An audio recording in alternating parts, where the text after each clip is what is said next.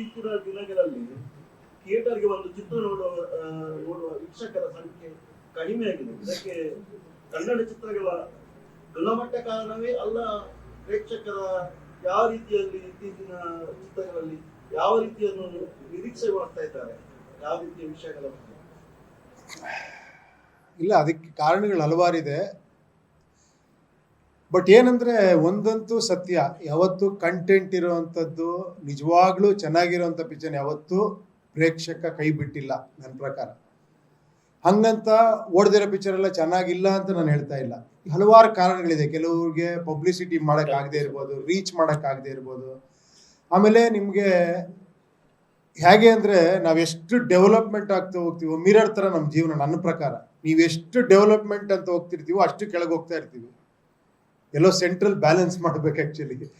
ಈ ತುಂಬ ನೋಡಿ ಇವಾಗ ಏನಾಗಿದೆ ಅಂದರೆ ಏನೋ ಮೊಬೈಲಲ್ಲಿ ನಿಮಗೆಲ್ಲ ಸಿಗುತ್ತೆ, OTT ಸಿಗುತ್ತೆ, ಯೂಟ್ಯೂಬಲ್ಲಿ ಸಿಗುತ್ತೆ. ಎಂಟರ್ಟೈನ್ಮೆಂಟ್ ಅನ್ನೋದು ಏನೋ ಈಸಿ ಆಗೋಗ್ಬಿಟ್ಟಿದೆ ಎಲ್ಲ ಕಡೆ ತುಂಬ.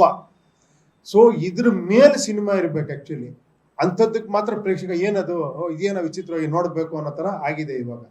ಸೊ ಅದೇ ಸತ್ಯನೂ ಕೂಡ. ಯಾಕಂದರೆ ಬರ್ತಾ ಬರ್ತಾ ಕಾಂಪಿಟೇಟಿವ್ ಜಗತ್ತು ಆಗ್ತಾ ಇರ್ತೀವಿ. ಈಗ ನಮಗಿಂತ ಒಂದು 30 ವರ್ಷದ ಹಿಂದೆ ನನಗೆ ಯಾರೋ ಒಬ್ಬರು ಸ್ಟಾರ್ ಹೇಳಿದ್ರು ಗೋಲ್ಡನ್ ಎರ ಅವಾಗ, ಅದಾದ್ಮೇಲೆ ಸಿಲ್ವರ್ ಎರ ನಾವೆಲ್ಲ ನೋಡಿದ್ವಿ. ನೆಕ್ಸ್ಟ್ ಅದೇ ಥರ ಬೇರೆ ಬೇರೆ ಎರಾಗಳು ಬರ್ತಾ ಹೋಗುತ್ತೆ ಅಂತ.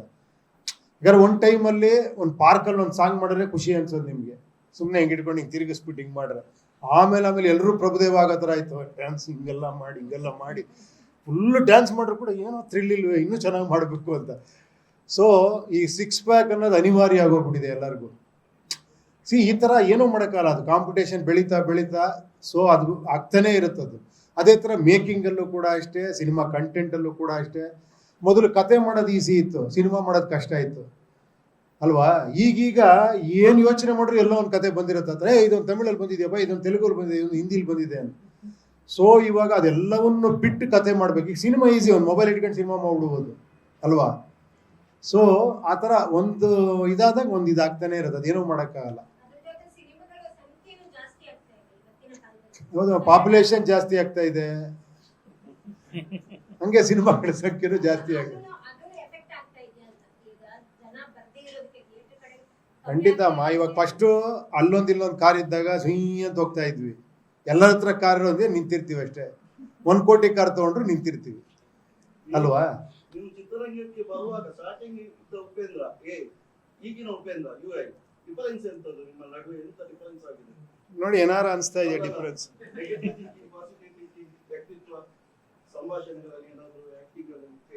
ಅದು ನೀವು ನನ್ನ ಸಿನಿಮಾ ನೋಡಿ ಹೇಳ್ಬೇಕು, ಚೇಂಜಸ್ ಏನಾಗಿದೆ.